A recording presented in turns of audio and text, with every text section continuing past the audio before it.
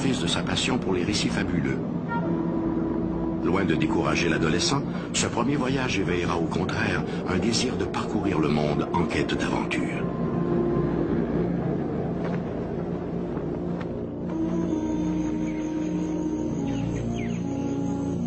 La fascination et le respect de Mitchell Hedges pour les peuplades indigènes sont déjà notoires. Durant son séjour parmi ces tribus indigènes, les carnets de voyage du jeune aventurier constitueront l'une des toutes premières études ethnologiques de ces peuplades.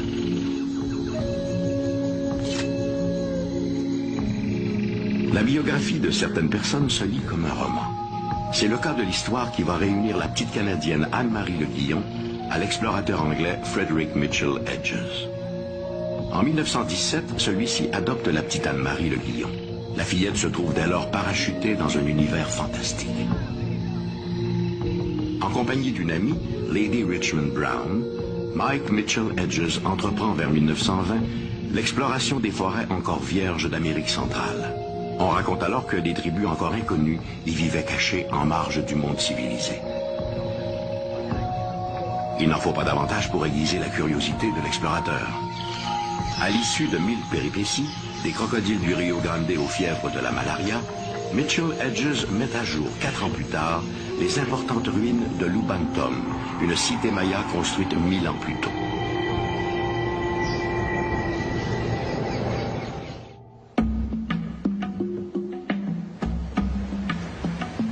Et c'est au cœur du grand temple de la cité que sa fille adoptive Anna va découvrir l'artefact le plus énigmatique des civilisations précolombiennes.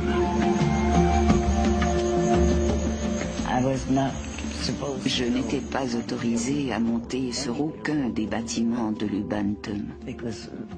J'aurais pu avoir un accident et mon père était très protecteur. Mais un jour, j'ai entendu 2 indigènes mayas dire que s'ils montaient sur l'un des bâtiments, on pouvait voir à des milles à la ronde. Ma curiosité a été plus forte et je suis montée au sommet. J'étais là, regardant l'horizon, quand j'ai été éclairée par les reflets provenant du crâne qui était à l'intérieur de l'édifice. J'étais très excitée et je me suis empressée d'aller le raconter à mon père. Bien sûr, il a commencé à me réprimander en me disant que je ne devais pas grimper là-haut, qu'il était responsable de moi.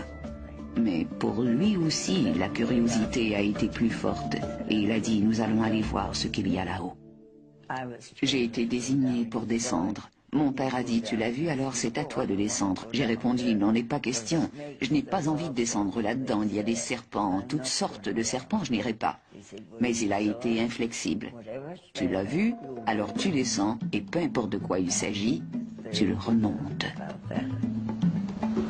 Aujourd'hui, Anna fête ses 17 ans. L'entrée du puits est suffisamment dégagée.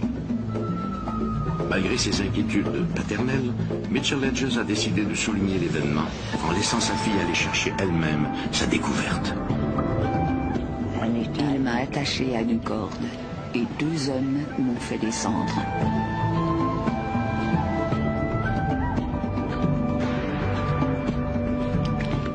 La seule chose que je voyais, c'était encore cette lumière.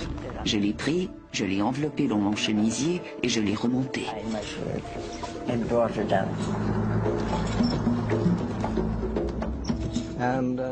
Elle l'a trouvé et l'a remonté. Dès que les indigènes l'ont vu, ils sont devenus très agités. Pour eux, c'était comme un présent des dieux.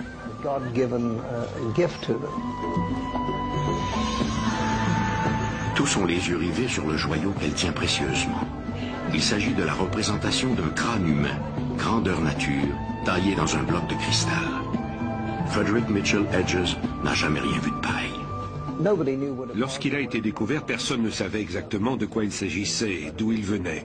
Sauf que c'était là un extraordinaire artefact. La partie supérieure du crâne a été découverte en premier. Peu après, on a trouvé le maxillaire inférieur.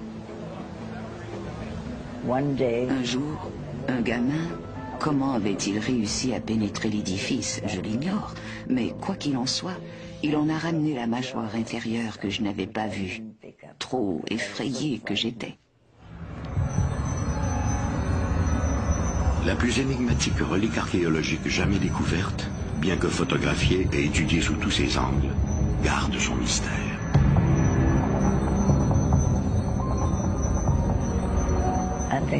Je pense que le véritable secret du crâne réside dans son utilisation comme objet de guérison. Il a guéri de nombreuses personnes et rendu leur vie plus supportable, plus agréable. Le crâne doit savoir que vous croyez en lui et que vous lui faites confiance. Le crâne de cristal aurait été fabriqué il y a quelques 17 000 ans afin de transmettre aux générations futures un savoir universel. Cette connaissance serait-elle importée d'un autre monde? Quelle était son utilité? Pourquoi ces artisans mayas ont-ils choisi de lui donner un tel réalisme alors que leur art est invariablement plus stylisé? Quand a-t-il été créé? Et pourquoi est-il fait de cristal? Depuis l'avènement de l'électronique et en particulier de l'informatique, nous savons que le cristal peut être utilisé pour emmagasiner de l'information. Pour les amateurs d'ésotérisme, le choix du cristal par les artisans mayas aurait beaucoup plus à voir avec ses propriétés mémorielles qu'avec son aspect esthétique. Pour eux, le crâne de cristal serait une sorte de disque dur où les anciens auraient stocké un savoir extraordinaire. Mais si le crâne de cristal est ce que prétendent les mystiques, comment avoir accès à ces connaissances millénaires? C'est ici qu'entre en scène Carol Davis.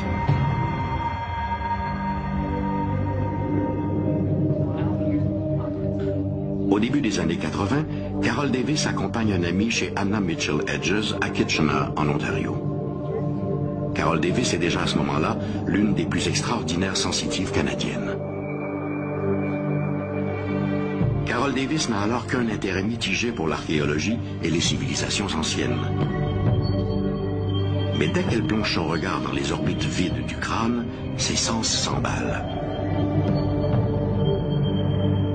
Pendant 2 heures, elle sera plongée dans un état de transe en communication directe avec l'esprit du crâne. Ce sera la première d'une longue série de séances de channeling avec le savoir millénaire du crâne.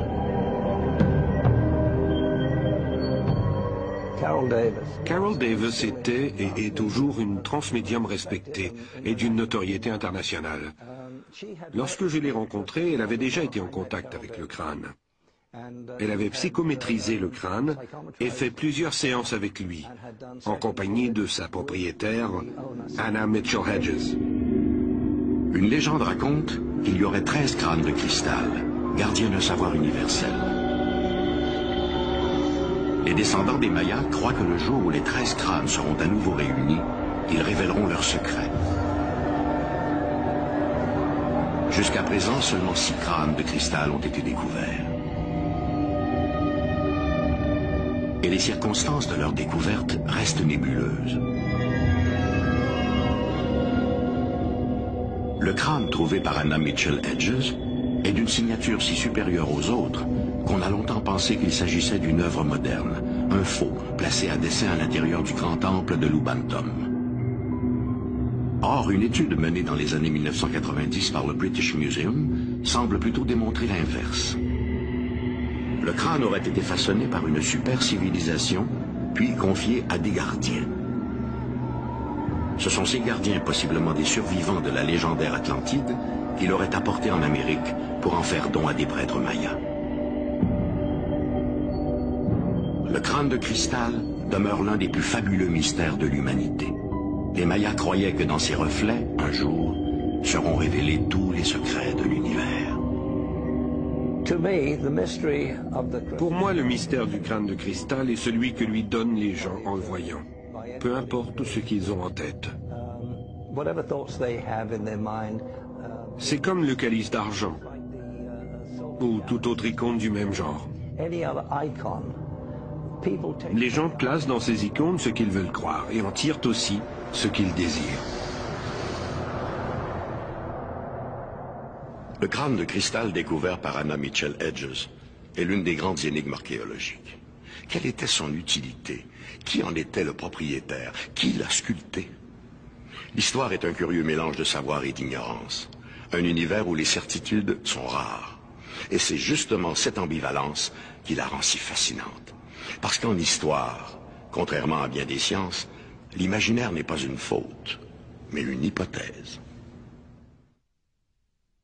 Enquête criminelle, énigmes biographiques, fouilles archéologiques, l'histoire fourmille de zones grises, des incertitudes qui parfois donnent lieu aux plus folles spéculations.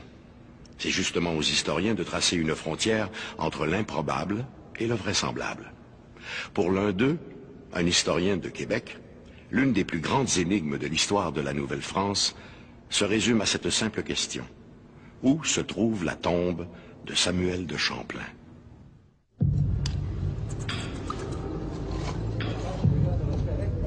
L'action se passe sous la tour du clocher de la basilique de Québec. Des guirlandes d'ampoules électriques donnent au spectacle quelque chose d'irréel. L'air est tellement vicié que les ouvriers doivent porter des masques pour se protéger. Avec d'infinies précautions, les hommes glissent des câbles sous le cercueil de cuivre.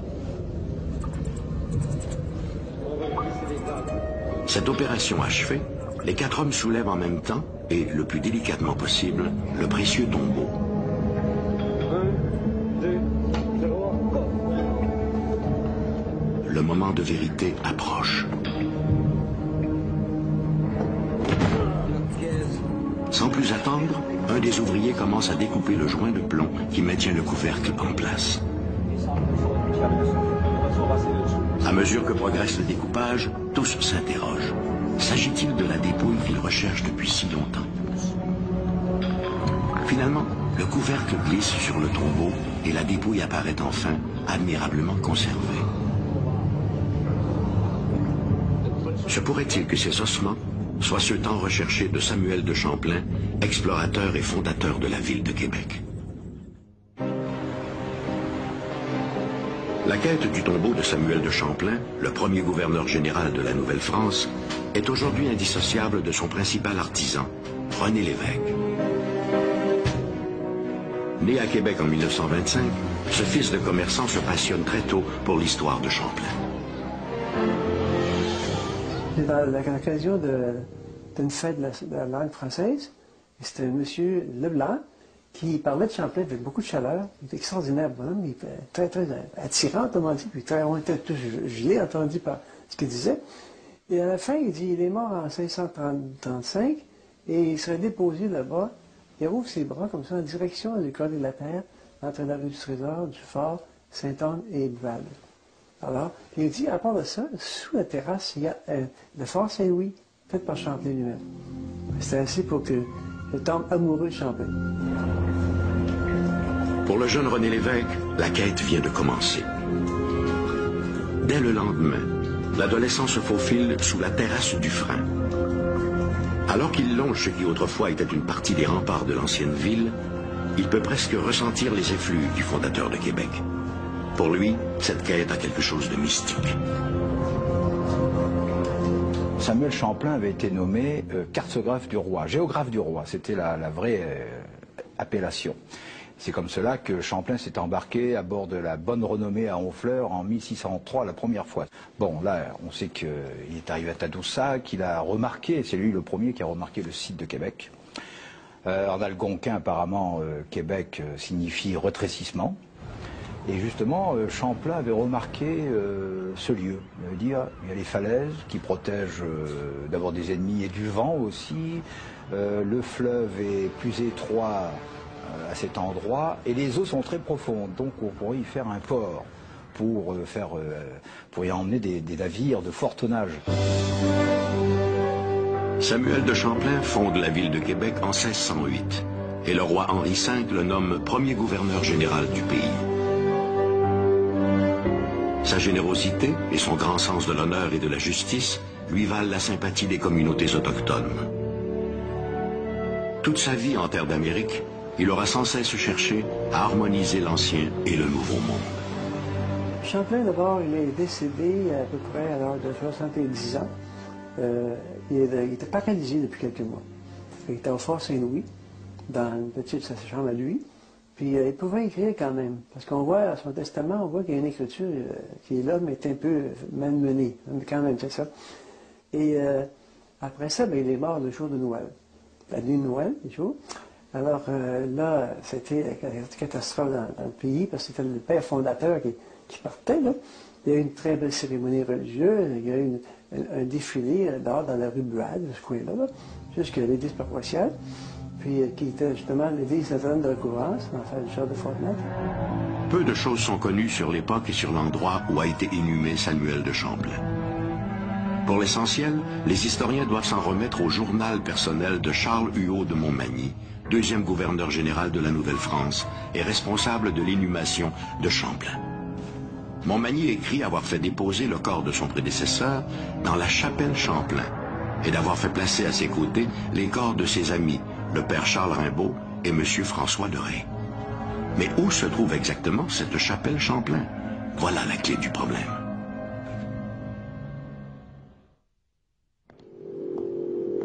Vers 1950, la découverte de 2 manuscrits ravive l'intérêt pour le tombeau de Champlain.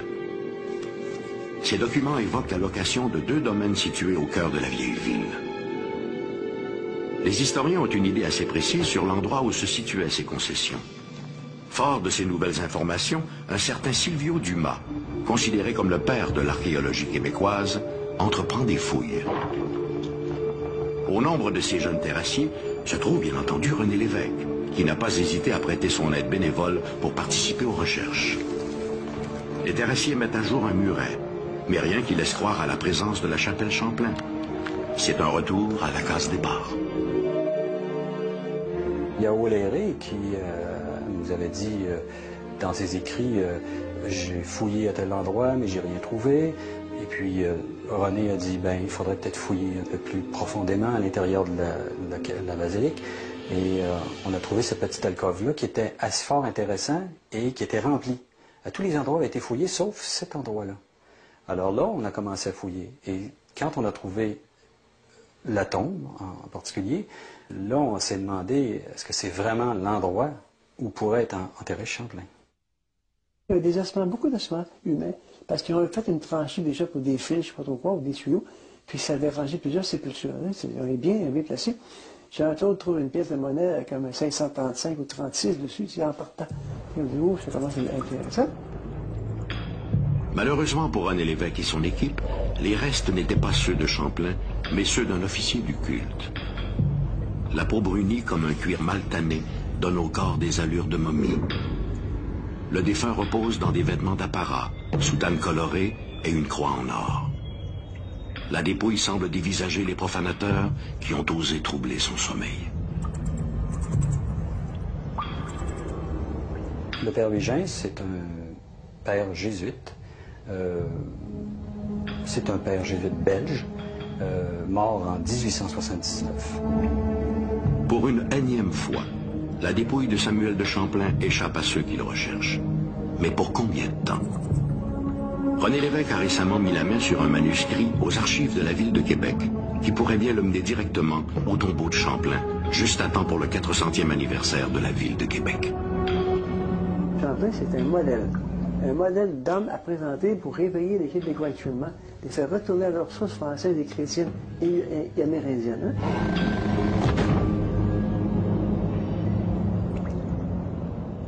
Dans leur quête de la vérité, les historiens, comme les policiers, ne doivent négliger aucun indice. C'est grâce à la persévérance, et parfois à l'entêtement, que l'histoire révèle des secrets là où tout paraissait limpide. Sans ce travail de bénédictin, l'histoire prendrait vite des allures de roman sans surprise. L'histoire fourmille d'épopées inachevées et de héros disparus. Des aventures qui n'ont jamais connu de dénouement. Au début du XXe siècle, les gens ont vu apparaître au-dessus de leur tête de bien curieux fous volants. Ces casse-cous allaient, par leur audace, donner le coup d'envoi de la conquête du ciel. C'était l'ère des frères Wright, des grands dirigeables, et de Charles Lindbergh. C'était aussi l'époque de l'oiseau blanc. «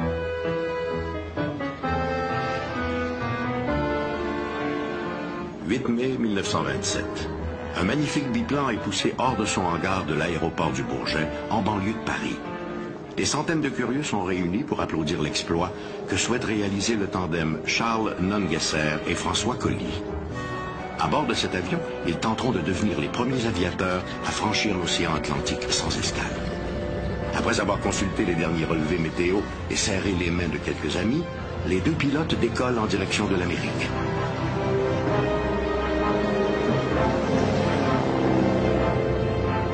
Quelques minutes plus tard, ils larguent le train d'atterrissage pour alléger l'appareil et réduire la friction de l'air.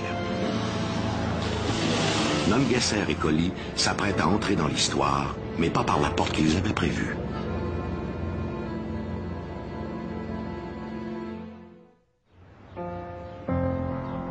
Au début de 1927, de nombreux aviateurs sont engagés dans une course contre la montre. Tous veulent être les premiers à franchir l'Atlantique sans escale et ainsi remporter le prix Orteig, assorti d'un montant de 20 000 $. C'est un tandem français, le navigateur François Collie et le pilote Charles Nungesser, qui ont été les premiers à tenter l'exploit au printemps de la même année. Charles Nungesser était l'un des plus fameux pilotes français de la Première Guerre mondiale. On lui reconnaissait officiellement avoir abattu 45 avions, mais officieusement on parlait volontiers de 107. Chaque fois que Charles Nungesser montait à bord d'un avion pour réaliser ses exploits, il s'assurait d'y apposer sa signature. Un macabre dessin représentant un cercueil et un crâne à l'intérieur d'un cœur noir. Quand on lui demandait ce que cela signifiait, il répondait « Un cœur vaillant ne craint jamais la mort, même dans ses pires aspects. »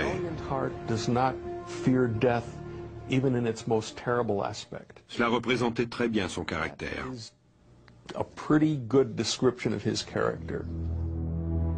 La témérité et le courage déjà légendaire de Charles Nungesser étaient un atout précieux pour réaliser l'exploit.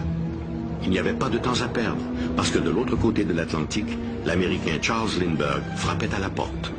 Nungesser s'est donc associé à François Collie pour l'accompagner dans cet audacieux projet. François Collie était surnommé le Diable borgne à cause du monocle noir qui lui couvrait un œil. Souvenir de la guerre. C'était un excellent aviateur qui n'avait peur de rien.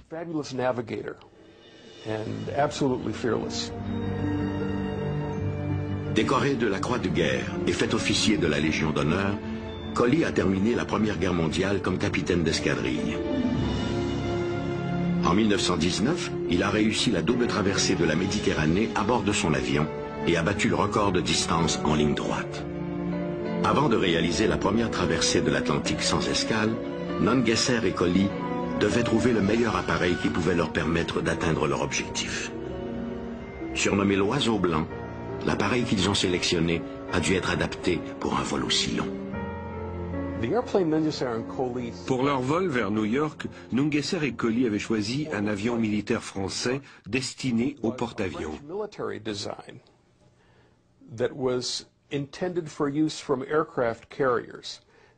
Un appareil de conception géniale. En cas d'avarie, le train d'atterrissage pouvait être largué. Et son fuselage semblable à la coque d'un bateau lui permettait d'amérir en attendant les secours. En se délestant du train d'atterrissage une fois en vol, le poids de l'avion était considérablement réduit, un élément important compte tenu de la grosseur du biplan. L'avion était immense, d'une longueur de 9 mètres et d'une envergure de 17 mètres. Il avait une capacité de 3800 litres d'essence.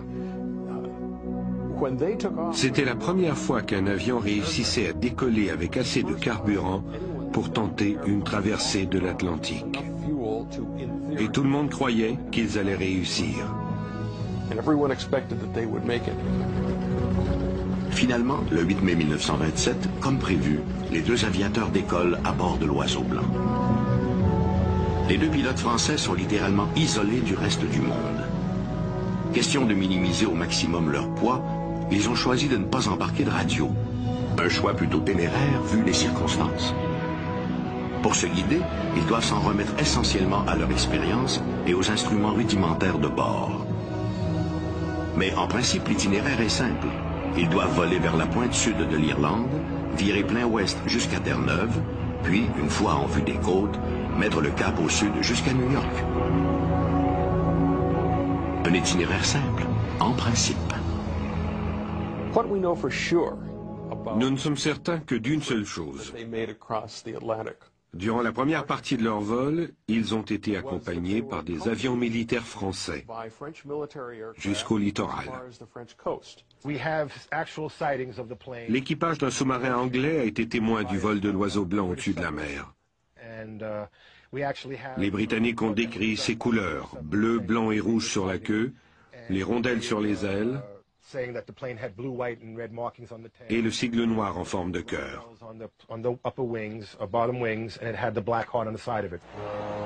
Le lendemain, malgré une température non favorable, les gens attendent avec impatience l'arrivée de l'oiseau blanc. Le port de New York est rempli de bateaux, et tous cherchent à savoir où en sont Nungesser et Collie. On a rapporté avoir aperçu l'avion au-dessus de Terre-Neuve, de la Nouvelle-Écosse et de Boston. Tous s'attendaient à ce qu'il arrive d'une minute à l'autre. Par anticipation, un quotidien de Montréal, le journal La Presse, annonce pour 17 heures l'atterrissage des deux vainqueurs de l'Atlantique. En France, l'enthousiasme est national. L'odyssée des deux aviateurs fait la manchette de toute la presse. Mais bientôt, ces informations seront démenties. L'avion des deux Français ne s'est jamais posé à New York. À l'euphorie succède l'inquiétude. Le 11 mai, Nungesser et Collie manquent toujours à l'appel. Le pire est à craindre. Leurs réserves de carburant doivent être maintenant épuisées depuis longtemps. On entreprend des recherches, mais en vain. Les deux aviateurs ont-ils tout de même réussi la traversée sans pour autant atteindre leur destination finale? En 1984, une association archéologique vouée à la récupération d'avions historiques a mis de l'avant le projet Midnight Ghost, une recherche sur le terrain pour retrouver l'avion de Nungesser et Collie. Sous les directives de Richard Gillespie, un passionné d'histoire et d'aviation, le groupe a évalué toutes les rumeurs concernant les lieux possibles où se serait écrasé l'oiseau blanc. Ces recherches l'ont conduit notamment dans les forêts du Maine, où des rumeurs persistantes y situaient les derniers instants des deux aviateurs français. Pendant 8 ans, échelonnés sur 20 expéditions, nous avons cherché l'oiseau blanc dans le Maine. À la fin, tout ce que nous avons trouvé, ce sont de bonnes histoires, racontées par des gens disant avoir vu l'avion, et quelques morceaux d'appareils trouvés en forêt, suggérant peut-être la présence d'un avion.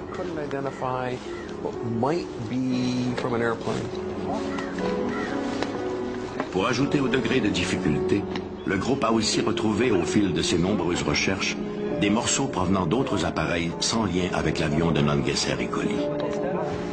En 1992, ils se sont tournés vers la péninsule d'Avalon, à Terre-Neuve. À en croire les comptes rendus de l'époque, un avion aurait été aperçu dans le ciel de l'île au lendemain du départ de Nungesser et Collie pour New York. Il existe des rapports écrits provenant de citoyens de Terre-Neuve de l'époque. Ces gens ont été assermentés devant un magistrat et leurs récits catalogués. Lorsque l'on regarde de plus près ces documents, ils donnent un itinéraire séquentiel tout le long de la côte de Terre-Neuve.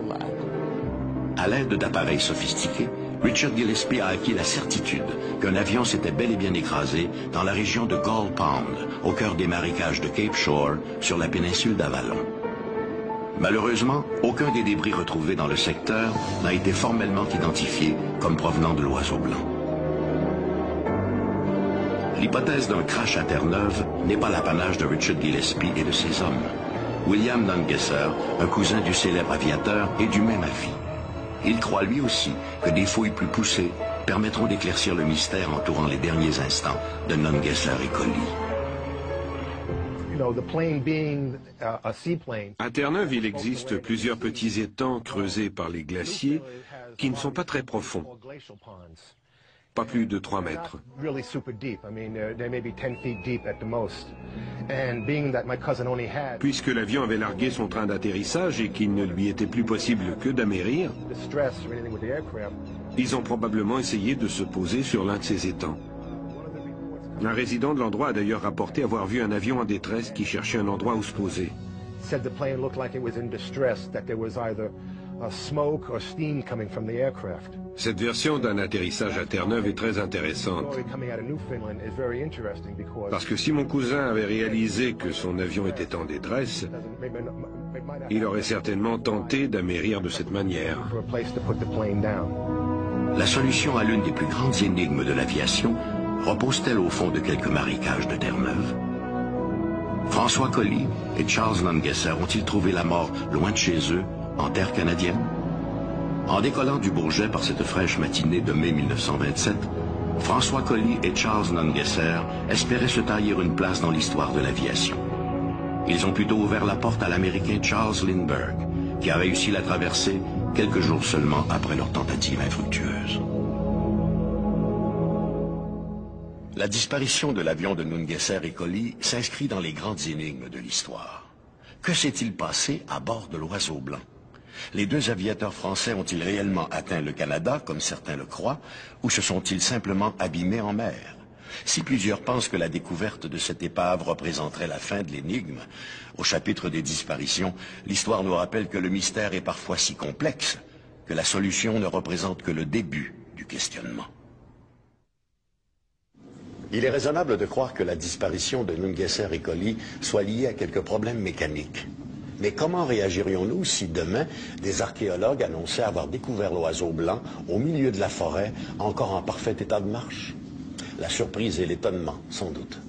Et c'est probablement ce qu'ont ressenti les hommes du Dei Gracia lorsqu'ils sont montés à bord d'une autre grande énigme de l'histoire, la Marie Céleste.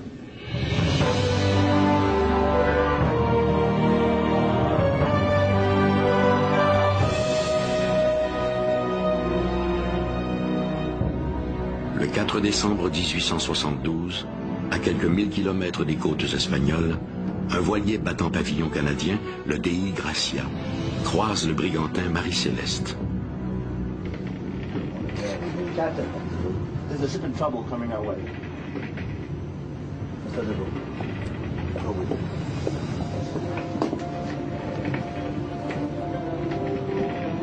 Vu du Dei Gracia, le Marie Céleste semble complètement désorienté. Sur le pont, il n'y a personne. Le navire paraît abandonné.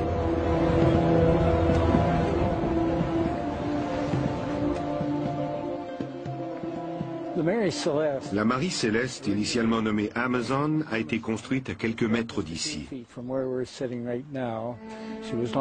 À son lancement en 1861, elle avait déjà cette réputation d'être porteuse de malheur. Réputation qu'elle conservera d'ailleurs jusqu'au moment où elle sera sabordée, 24 ans plus tard. Lors de son voyage inaugural, mon grand-père faisait partie de l'équipage. Dès le départ, le jeune capitaine était malade. Une fois arrivé dans la baie de Fundy, le navire a dû rebrousser chemin à cause de l'état de santé du capitaine qui continuait de se détériorer. On l'a ramené à Spencer Island où il est mort quelques heures plus tard.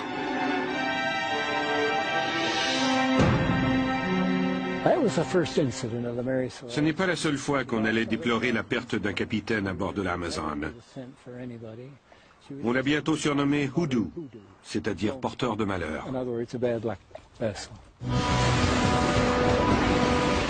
En 1867, l'Amazone s'échoue sur des rochers au large du Cap Breton. On l'a remis à flot et conduit de nouveau à Spencer Island, où il a été entièrement restauré. Sa longueur a été portée à 31 mètres et son tonnage à 282 tonnes. Ses propriétaires ont été obligés de vendre l'Amazon à un armateur de New York. Mais la superstition était toujours bien présente. On l'a alors renommée Marie Céleste, en espérant que ce nom briserait son aura de malchance. Ce ne fut pas le cas. On la retrouve ensuite naviguant à destination de Gênes en Italie avec une cargaison de 1700 barils d'alcool. Elle n'arrivera jamais à destination. L'équipage disparaît entre Staten Island et Gibraltar. Pour le capitaine du Dei Gracia, David Reed Morehouse, cette rencontre a quelque chose d'ironique. Non seulement il connaît bien le capitaine du navire moribond, Benjamin Briggs, mais il y a quelques semaines à peine, les deux navires ont appareillé du port de New York. Étrange coïncidence. Morehouse demande à ses hommes de se rendre sur le Marie Céleste pour enquêter. Lorsque l'équipage du Dei Gracia l'a aperçu, la Marie Céleste avançait lentement. Les marins ont fait des appels dans cette direction, mais sans succès. Le seul signe de détresse apparent était un câble qui pendait à la poupe.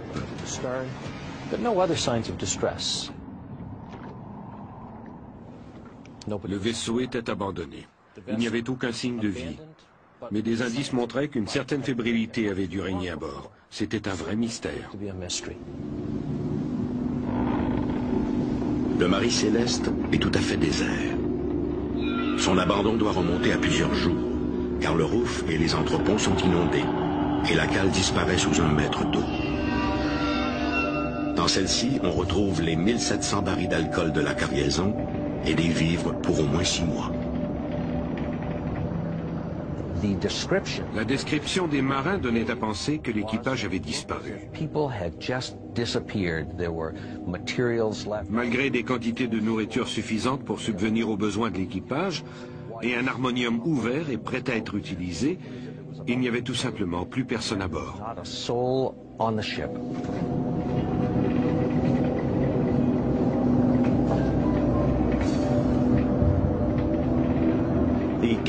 La cabine du capitaine était en partie inondée et en désordre. Les instruments de navigation et le journal de bord étaient manquants. Une dernière entrée sur l'ardoise du bord datait du 25 novembre, une semaine plus tôt.